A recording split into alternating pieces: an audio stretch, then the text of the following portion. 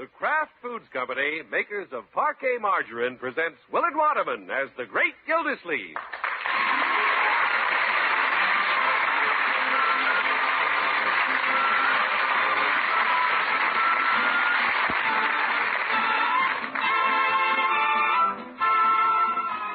The Great Gildersleeve is brought to you, transcribed by the Kraft Foods Company.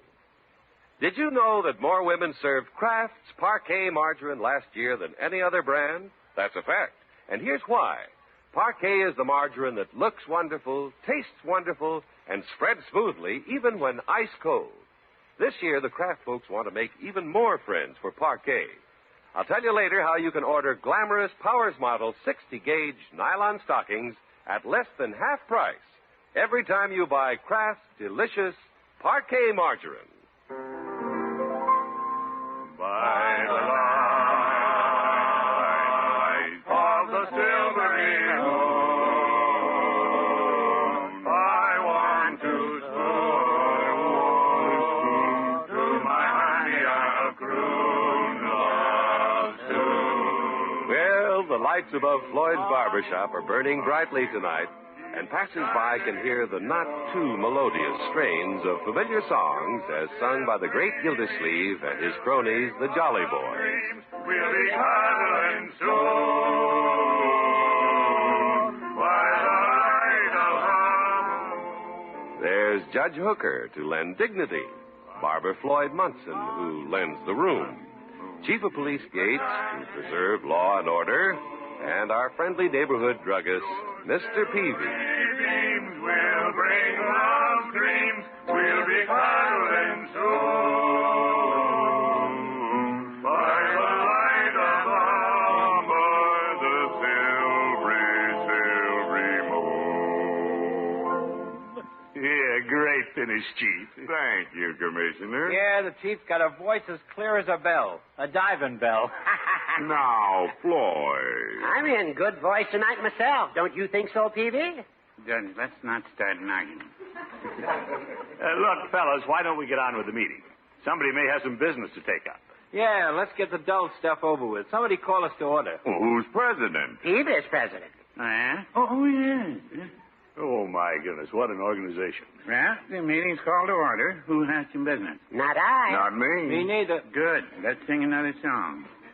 Peavy, you didn't ask me. All right. Any business, Mr. Gildersleeve? No, I just wanted to be asked.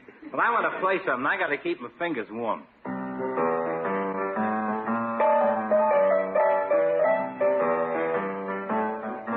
Floyd, you're hitting the wrong notes. Okay.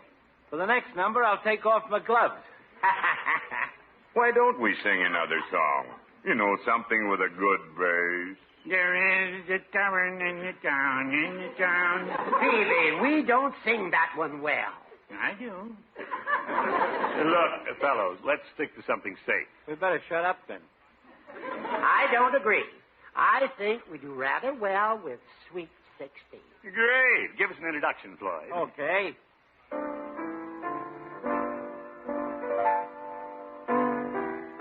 He plays better with his mittens on. Okay, let's go. I love you as I never loved before. Since first I met you on the village green. Come to me, all my dream of love is o'er. I love you as I love you. When you were sweet, when you were sweet, since you were sweet 16. How about that? Hey, that was a goodie. Yes, we're beginning to warm up. Well, I'm sorry, fellas, but I'll have to go now. Oh, yeah? Going to bed at 9 o'clock, Commissioner. Don't be naive, Chief. The commission must have a date. On Jolly Boys Night, Gildy? Well, I did promise to pick up Irene at school at 9:30. She had a teacher's meeting. Commissioner, you're breaking up one of the best meetings we've had. I'm sorry, Chief. That's why I didn't mention it earlier. I didn't want to dampen your spirits. Oh, don't worry. We'll live. Oh, my, yeah. Well, when I go, it breaks up the singing because you don't have anyone who can sing lead. Who can't sing lead? The judge, if you're going to sing lead, do me a favor. Oh? Don't start until I get at least 2 blocks away. Gildy? Good night, fellows.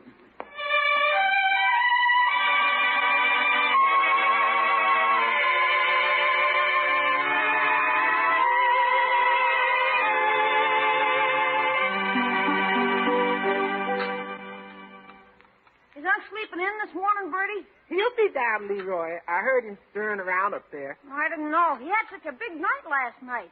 A Jolly Boys meeting and a date with Miss Henshaw. That's right, a doubleheader. Unc likes to sing so well. I'm surprised he'd leave the meeting to go out with a girl. A lot of thrushes like to go out with wrens, Leroy. Well, I hope I can resist women better than Unc when I grow up. Good morning. Hi, Unc. Morning, Mr. Gilsleeve. I'll fix your breakfast while you look at the paper. Oh, thank you, Bertie. Well, what's in the news this morning, my boy? I haven't had time to look at the paper. Yeah, doesn't seem to be much going on. Say, here's a picture of the Jolly Boys. Yeah? You got your picture in the paper? Well, not mine, but all the other members are in the picture. No kidding. You got left out, huh? Quiet, Leroy. I want to see what's going on here. Here's your coffee, Mr. Gilsleeve. Now, give it to him quick. He needs it. Why, this was taken after I left the meeting last night. It says, roving reporter catches nightingales roosting over barbershop. Oh, it's too bad you didn't get your picture in the paper, Mr. Gilsleeve. You see, Unc, that's what you get for going with girls. Oh. Now, let me see what else the article says. This group of business and professional men keep barbershop singing alive. My, don't they all look natural? Personally, I don't think it's good of any of them. Look, they didn't even mention my name. Burned up, huh, Unc? Yeah, of course not, Leroy. But if they were going to have their picture taken, they could have suggested that I stay. Did you suggest taking them on your date? Certainly not. Yeah, I know. They probably got sore because I left and practically broke up the meeting. The judge doesn't look very sore. Look at him smile for the camera. Yeah, grinning like an old crocodile. Oh, Mr. Gilsleeve, you shouldn't say that about your friends. They're no friends of mine. But, Unc, you're fellow Jolly Boys. Who's Jolly?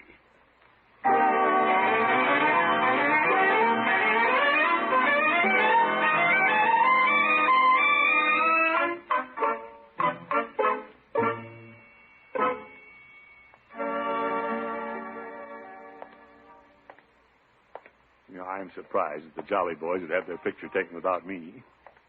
Well, I just won't let them know I've seen it.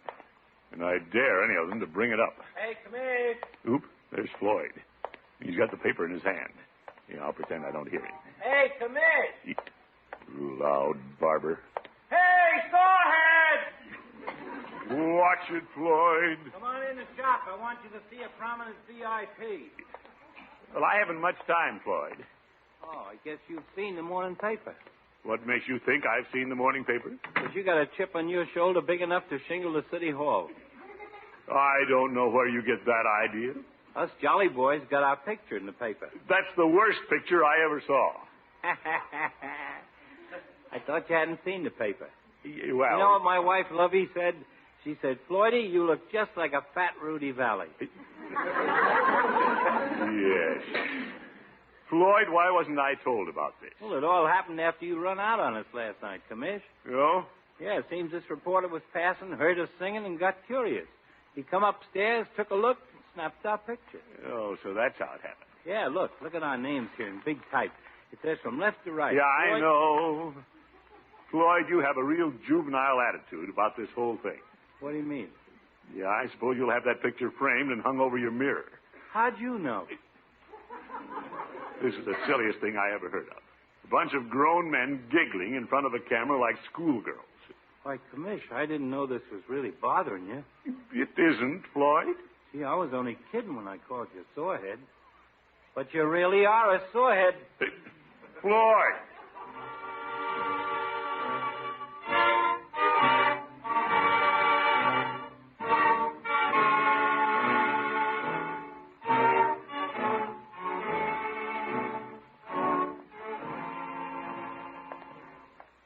Not that my vanity's hurt.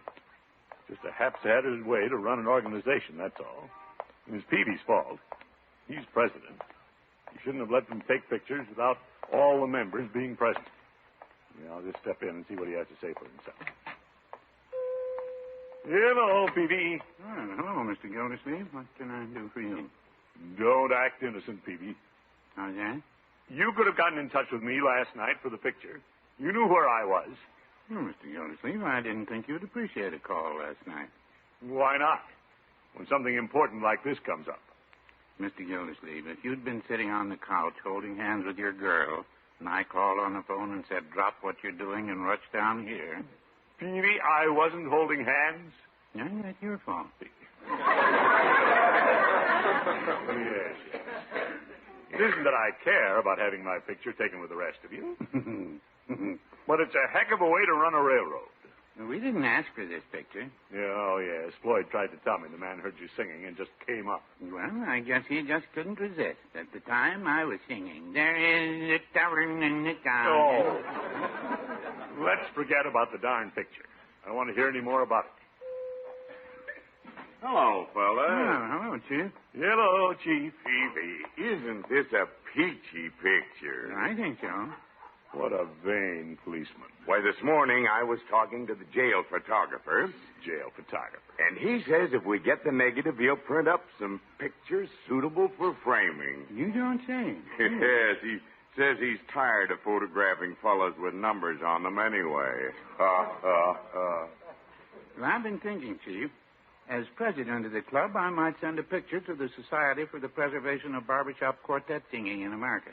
That's a good idea. Are you going to send them that picture? Well, why not, Mr. Gildersleeve? Well, if you want to send them a picture without the lead singer, go ahead. Very well. Over. Commissioner, I'll look at it this way. A quartet consists of 4 men. If you were in the picture, you'd make 5. Yeah, it's part of the whole quartet. Oh. So now I spoil things for the Jolly Boys. I didn't say that. Well, you said there could only be 4 in a quartet. That leaves me out. Well? Yeah. And since you're president, Peavy, I assume you reflect the feelings of the club. Are you sore about something, Commissioner? No, I'm not sore. I don't have to be in your picture. I don't even have to be in your club. You mean you're getting out? Well, yes. If this is the way you're going to run things, I resign. Oh. Now, Chief, stop begging me to stay. He isn't begging you to stay. He just said off. Well, Peavy, what do you say? Nah, fiddlesticks. That does it. I resign.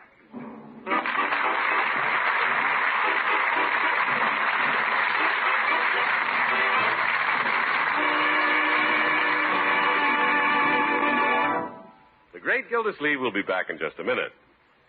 There's a new trend in nylon stockings that millions of women are discovering. They're finding that 60-gauge nylons are a better buy than 51-gauge because they're more snag-resistant and longer wearing. That's the reason Parquet Margarine has changed the remarkable offer being made on Powers model nylons. Last year, you could order 51-gauge nylons at a big saving. But now you can get glamorous 60-gauge Powers model nylons at less than half price. You'd expect to pay at least $1.65 for luxurious, long-wearing nylons like these. But now you could order them for only 75 cents a pair when you buy delicious Parquet Margarine. They're guaranteed first quality, and you know they're full-fashioned because they were styled by John Robert Powers for his internationally famous models. Every pair wears the seal of approval of the United States Testing Company. Full instructions for ordering your Powers Model 60-gauge nylons at less than half price are printed in every package of Parquet. You have a choice of 6 sizes, 2 of the season's smartest shades, and 2 seam styles. Order as many as you like. Just include 75 cents for each pair, along with the yellow end flap from a Parquet package. This is the easiest way in the world to have the loveliest nylons you've ever owned. Tomorrow, be sure to buy the delicious margarine made by Kraft, Parquet Margarine.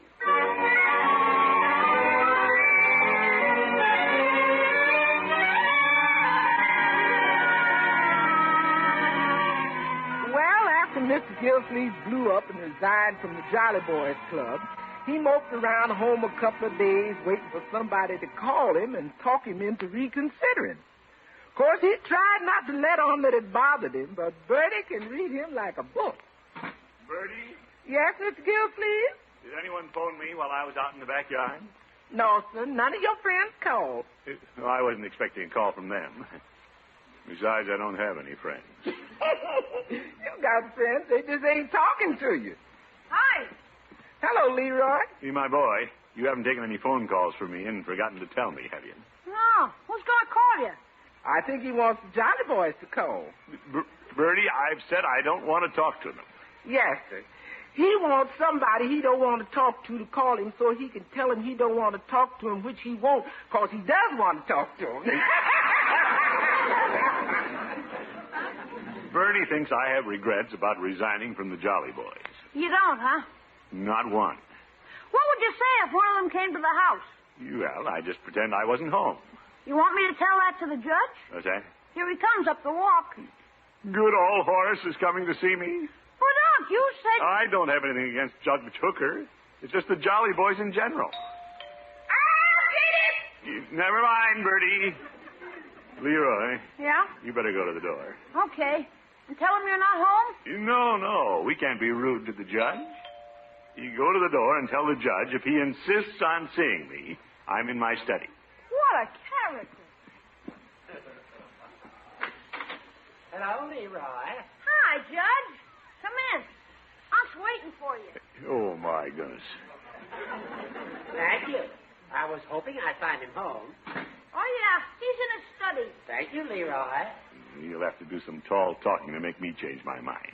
Hello, Gildy. Oh, it's you, Judge. I didn't expect to see you.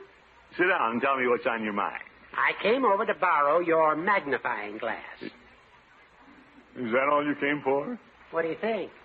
Well, why do you need a magnifying glass? Since you foolishly resigned from the Jolly Boys, I think I should examine your head.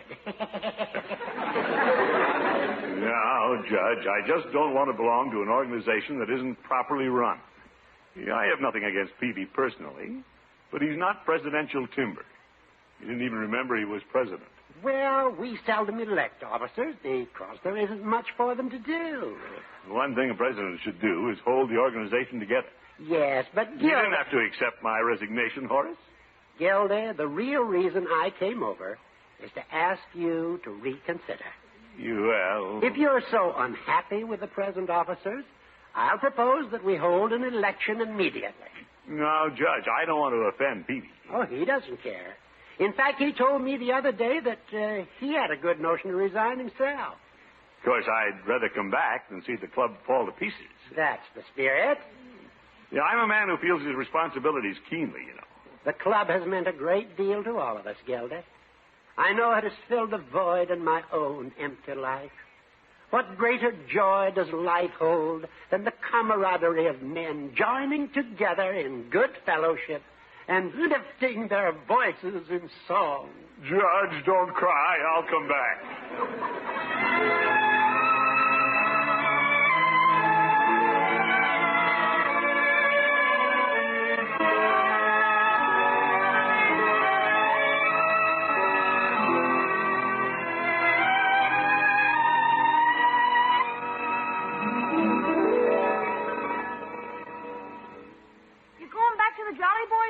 Well, it isn't a case of my going back to them, Leroy. They came to me. In fact, just to get me back in, they're going to have an election of officers. Yeah? The judge didn't come right out and say so. But I could see he feels the need of a strong hand at the helm. Yours? Well, I'll admit, when I was president, I kept things humming. Yeah. Maybe that's why they didn't reelect you. No, that wasn't it. The presidency sort of rotates. Went from me to Judge Hooker, to me, to Peavy, and now it's my turn again. You think you got it cinched, huh?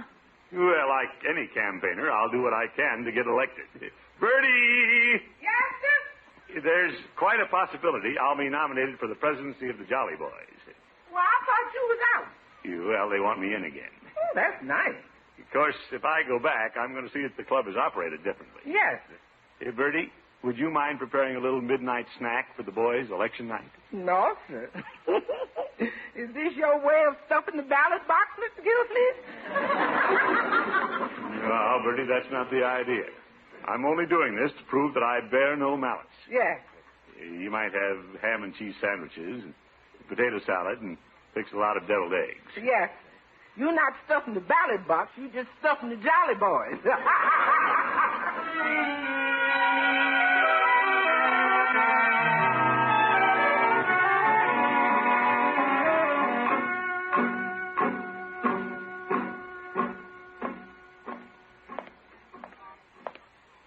Peavy doesn't want to be president, so why shouldn't I serve again? And if I do decide to run for some political office this fall, it won't hurt to have it on the record. City water commissioner, president of a club, prominent in the PTA. Yeah, I'll go in and patch fences with Peavy. Hello, Peavy. Ah, hello, Mr. Gildersleeve. Yeah, I suppose you know Judge Hooker came by and persuaded me to withdraw my resignation from the club. Well, I'm glad you reconsidered, Mr. Gildersleeve. Well, I'm glad you're glad. I guess you also know there's going to be an election of officers. Suits me. That brings up a point. As long as you're not interested in being president, I thought I'd run. Well, it's about your turn anyway, isn't it? You run every other time. Oh, Peavy. Only joshing, Mr. Gildersleeve. I'll vote for you. Fine. But what about the others? What do you mean, the others? Well, when you blew up in my face, Floyd and the chief thought you were a little out of line. Gee, if they feel that way, they can swing the election. And that's what I say. Well, all we have to do is show there's no ill will between us. Well, certainly none on my part, Mr. Gildersleeve. You're a very good customer. You care to buy a box of cigars and pass them around before election? Well, I'm already furnishing the dinner. My. Peavy, I'll admit I wouldn't mind being president again. Well, like I say, I'll vote for you. Thanks, Peavy. Now, I have an idea. If I nominate you, and you nominate me, that'll prove to Floyd and the chief that we've buried the hatchet. All right, Mr. Gildersleeve. The minute we open the meeting, I'll nominate you. No, let me nominate you first. That'll prove to everyone that I hold no grudge. Well, yes. And then when we cast our secret ballots, they'll know I'm voting for you. Well, no, I wouldn't say that.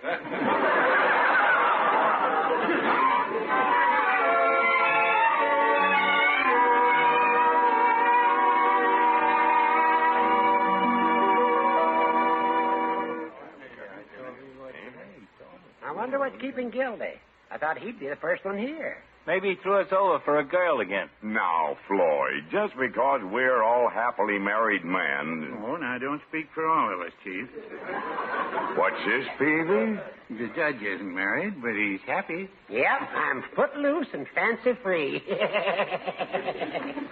here's the commiss. Hello, fellow. Hello, Commissioner. Well, now that we're all here, let's have a song. Gentlemen, please. Before we start the singing, why don't we get the election out of the way? That's a good idea. Wait a minute. Before the election, let's have a cigar, fellows. Hey, he bought a whole box. Yep. I bought them for my good friend Peavy. Cigar, Chief? You know I don't smoke, Commissioner, but I'll take a couple to the jail from a trustee. You help yourself. You go ahead. Reach right in, Chief. Well, thanks. Floyd? They ain't loaded, are they? Only with goodwill. Oh. Yeah, I'll put the box here on the piano where everybody can help himself. It's good to have you and your cigars back in the club, Commission. Yeah, thanks, Floyd. I'll have food up here for everybody in a few minutes. Yeah? Yeah, it's on me. Nothing like a little snack after we vote. My. I'm happy to see there's no more rancor or hard feelings among the Jolly Boys. Why, of course not, Judge. Hey, listen. Somebody's coming upstairs. Yeah, that's Bertie with the food. Good evening, gentlemen. Well, hello, Bertie. Just spread it out there on the table, buffet style, Bertie. Yes, sir. Have you been elected yet, Mr. Gilsleeve? Shh, Bertie. Okay. I'll spread out like you said. Something smells good. Yeah. What do you got there, Bertie? Oh, we got some ham, cheese, potato salad, and deviled eggs. Deviled eggs, oh boy. Commissioner, this is a real treat. You did a noble thing providing this spread. Well, you'll have to thank Bertie, Chief. By George, everything's going great. I'm as good as elected. I wish my drugstore sandwiches looked like Bertie. Oh, Mr. Peavy. Well, I know everybody's hungry, so why don't we get things underway? It's a good idea. I'm starved. Peavy, why don't you call the meeting to order? You're still president. Very well. Are there any nominations for president? Well, I'd like to be the first to make a nomination. You would, Gildy? You bet. I'd like to nominate for president of the Jolly Boys my good friend Richard Q. Peavy. Hey, he's nominating the Peeve. Isn't that nice? Gildy, that's a splendid gesture. Well, do I hear a second? Come on, fellows. There are other nominations to be made, you know. Well, Commish, if you want the Peeve to be president again, I move we make it unanimous and eat. Aye? Aye. Aye? Well, I'm afraid it's carried. Great. Let's eat. Come on. Yeah, get some of that food. Oh, my goodness, how did that happen?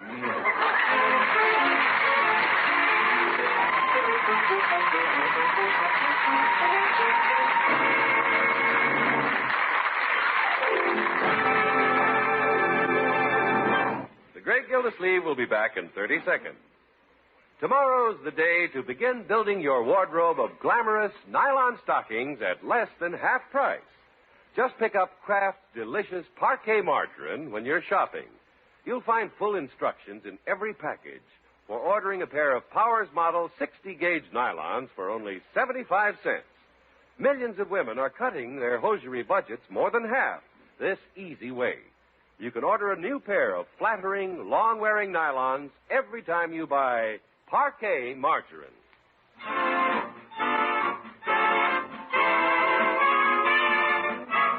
Hi, Unc. Well, good morning, Leroy. Congratulations. I guess you're president of the Jolly Boys this morning.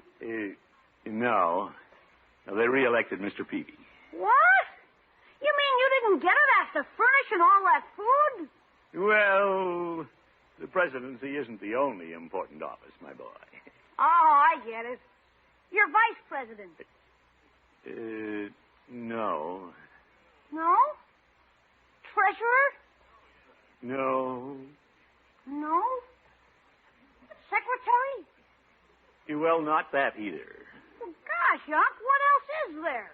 I'm in charge of refreshments. Good night, folks.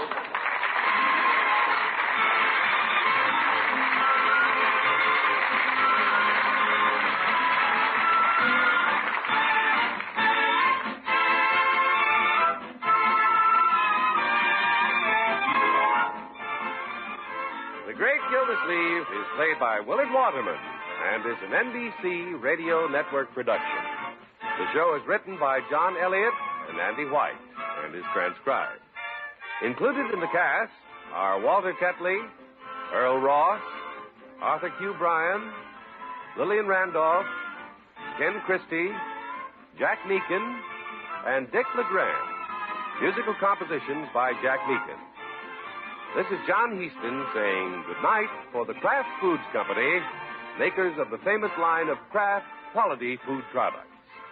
Be sure to listen in next week and every week for the further adventures of the Great Gildersleeve.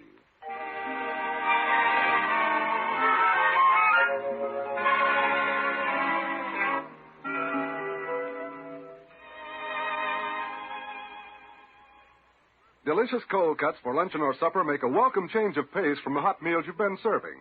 Easy to fix, too. But here's a tip. Be sure there's delicious Kraft prepared mustard on the table. Because when you add a little mustard, you add a lot of tang. There are two kinds of Kraft mustard. Mild Kraft mustard, so smooth and delicately spiced. And Kraft mustard with snappy horseradish added to give it extra zip. Keep both kinds on hand for different tastes. Next time, get Kraft prepared mustard.